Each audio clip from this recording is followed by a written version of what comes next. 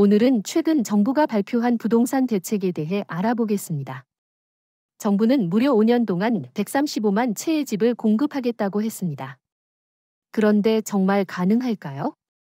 이번 대책이 우리 생활에 어떤 영향을 줄지 하나하나 짚어보겠습니다. 첫 번째 대책은 5년 동안 135만 호의 집을 짓겠다는 것입니다.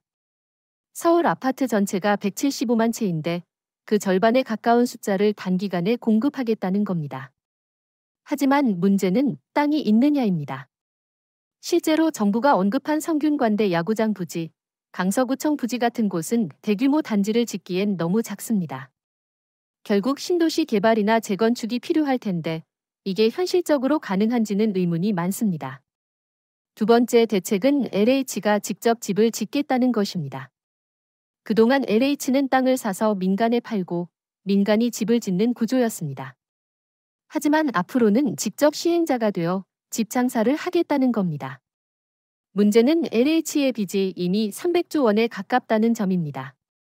LH가 이미 빚이 많기 때문에 앞으로 집을 지으려면 또 돈을 빌려야 합니다. 그런데 이때는 채권을 발행해서 돈을 모으게 되죠. 문제는 LH가 워낙 크고 정부가 뒤에 있다 보니 사람들이 다른 기업 채권보다 LH 채권을 더 안전하다고 생각하고 그쪽에만 돈을 빌려주려 합니다. 그러면 다른 기업들은 돈을 구하기가 힘들어지고 경제 전체의 자금 흐름이 막히는 겁니다. 즉, 한쪽에서만 돈을 다 끌어가면 다른 쪽은 목마르게 되는 거죠. 그래서 금융시장이 흔들린다는 걱정이 나오는 겁니다. 세 번째 대책은 대출 규제입니다. 정부가 강남 3구와 용산에서는 집 살 때 빌릴 수 있는 돈, 즉 대출 비율을 40%로 낮췄습니다. 예를 들어 20억짜리 아파트를 산다고 하면 원래는 10억까지 빌릴 수 있었다면 이제는 8억만 빌릴 수 있는 겁니다. 그런데 문제는 이 지역 아파트 값이 워낙 비싸서 나머지 12억은 자기 돈으로 내야 합니다. 결국 일반 사람들은 애초에 접근조차 어렵고 돈 많은 사람들에게만 해당되는 규제라서 시장 전체에 미치는 효과는 거의 없는 거죠. 네 번째는 전세대출 규제입니다. 이제 집이 한 채라도 있으면 전세대출 한도가 2억 원으로 제한됩니다. 과거엔 최대 5억까지 가능했는데 줄어든 겁니다. 전세대출이 줄어들면서 세입자들은 예전처럼 큰 돈을 빌리기가 어려워졌습니다. 예를 들어 원래는 3억을 빌려 전세를 살 수 있었는데 이제는 2억만 빌릴 수 있으니 부족한 1억은 자기 돈으로 채워야 합니다.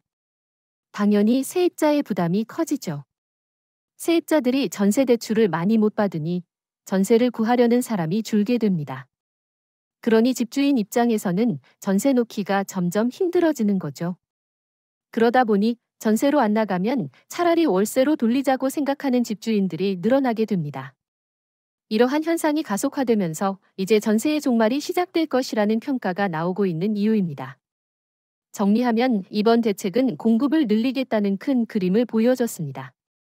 하지만 땅 확보와 LH의 재정 문제로 현실성이 떨어진다는 지적이 많습니다. 대출 규제와 전세대출 축소는 실수요자에게 오히려 부담이 될 수 있습니다. 무엇보다 누가 얼마에 분양받을 수 있나라는 핵심 문제에 대한 답은 빠져 있습니다. 그래서 시장에서는 큰 영향은 없고 그냥 정부의 의지 표명에 불과하다는 평가가 많습니다. 시니어 여러분, 앞으로 부동산을 바라볼 때는 이런 점들을 꼭 기억하시길 바랍니다. 시청해주셔서 감사합니다.